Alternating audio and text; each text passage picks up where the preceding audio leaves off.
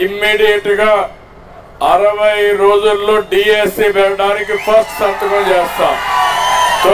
Okay friends, విన్నారు కదా CBN గారు చెప్పినటువంటి మాటలు ఏవైతే ఉన్నాయో. అలాగైతే చూడండి ఫ్రెండ్స్, మరి వస్తే కనుక ఓకే, ఏ గవర్నమెంట్ వస్తుంది ఏంటి అనేది అయితే మనకి తెలియదు. వస్తే కనుక డిఎస్సి అనేది ఇస్తారా లేదా అనే దాని మీద మనం ఈ యొక్క వీడియో అనేది చేసుకున్నాము. అలాగైతే చూడండి ఫ్రెండ్స్, మనకి ఇప్పుడు చెప్పబోయేటటువంటి ఇన్ఫర్మేషన్ అనేది ఏంటంటే, ఏదైతే ఇన్ఫర్మేషన్ అనేది ఉందో దాన్ని మీకు చెప్తాను. మీ యొక్క అభిప్రాయాన్ని మీరే కామెంట్ అనేది రాయాలి, ఓకేనా. అలాగైతే ఇప్పుడు ఉన్నటువంటి ఇక్కడ మనకి చూడండి, మొత్తం 40 సంవత్సరాల్లో కూడా 16 డిఎస్సీలు అనేది ఇవ్వడం జరిగింది అని అయితే మనం చెప్పుకోవచ్చు. మొదటి డిఎస్సి మనకి ఎప్పుడంటే 1984లో మనకి ఇవ్వడం అయితే జరిగిందనమాట. ఎన్టీఆర్ గారు మొత్తం మనకి 3 డిఎస్సీలు ఇవ్వడం జరిగింది. 1984, 1986, 1989గా మనమైతే చెప్పుకోవచ్చు. ఓకే, నెక్స్ట్ విషయానికి వస్తే కోట విజయభాస్కర్ రెడ్డి గారు 1994లో 1 డిఎస్సి అనేది అయితే ఇవ్వడం జరిగింది అని అయితే మనం చెప్పుకోవచ్చు.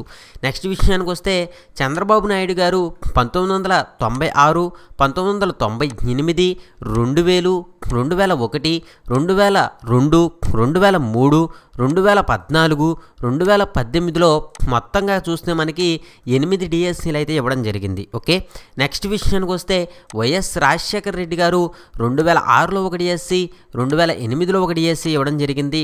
మొత్తం 2 డిఎస్సీలుగా మనం చెప్పుకోవచ్చు. నెక్స్ట్ విషయానికి వస్తే కిరణ్ కుమార్ రెడ్డి గారు 2012లో 1 డిఎస్సి అనేది ఇవ్వడం అయితే జరిగింది. నెక్స్ట్ జగన్మోహన్ రెడ్డి గారు 2024 1 డిఎస్సి అనేది ఇవ్వడం జరిగింది. ఇప్పుడు కంటిన్యూలో ఉన్న విషయం మనందరికీ కూడా తెలిసిందే. ఓకే, దీన్ని బట్టి మనం చూస్తే ఫ్రెండ్స్, ఏదైతే డేటా అనేది ఉందో దాన్ని బట్టి చూస్తున్నాము.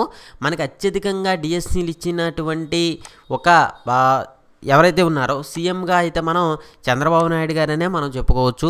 సో ఇదనమాట, మనం చరిత్రని పరిశీలిస్తే వచ్చినటువంటి ఒక ఆన్సర్గా మనమైతే చెప్పుకోవచ్చు.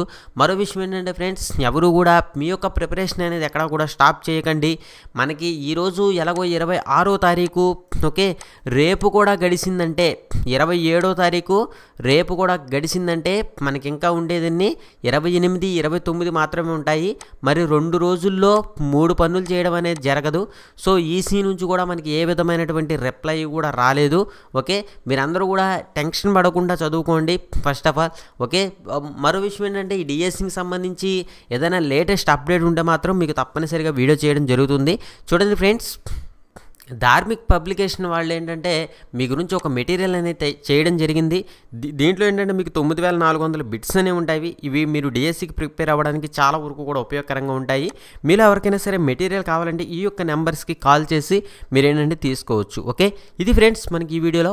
మరొక మంచి వీడియోలో మళ్ళీ కలుద్దాం. మీ యొక్క విలువైన సూచనలు సలహాలు కామెంట్లో రాయండి. డిఎస్సికి సంబంధించి మాత్రం మనకి ఏ విధమైనటువంటి అప్డేట్ కూడా లేదు ఈరోజు. ఈసీకి సంబంధించి కానీ ఏది కూడా ఉన్నప్పుడు వీడియో చేస్తాను. Thank you for watching. Have a nice day.